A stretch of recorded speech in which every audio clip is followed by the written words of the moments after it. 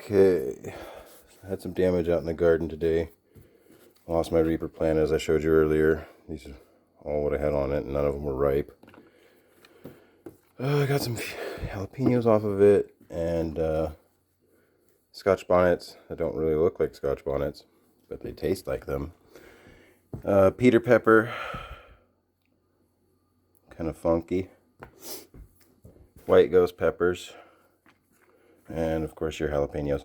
Now all these seeds came from Pepper Joe's, and I will say that like they all germinated very well, and they all like had a lot of fruits on them, fruiting bodies. The only thing is these jalapenos were supposed to be giant jalapenos. As you can see, they're not all that big. And then the scotch bonnets here. This is probably the closest to the shape of an actual scotch bonnet pheno that I was wanting to get. But most of them kind of came out looking like habaneros, but they do have a lot of flavor in these, really good. These guys are an intense heat for a ghost pepper. These are pretty gnarly, white ghost.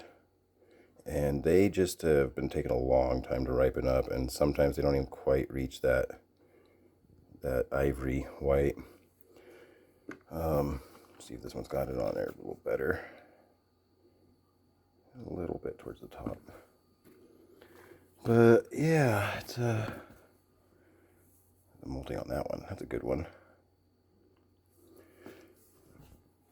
Yeah, we'll see what we do with these. Make some hot sauces. And these guys, I'm not even 100% sure what to do with. If you have any thoughts, let me know. Because they're probably just a casualty. But anyways, nice little harvest for the windy, rainy day.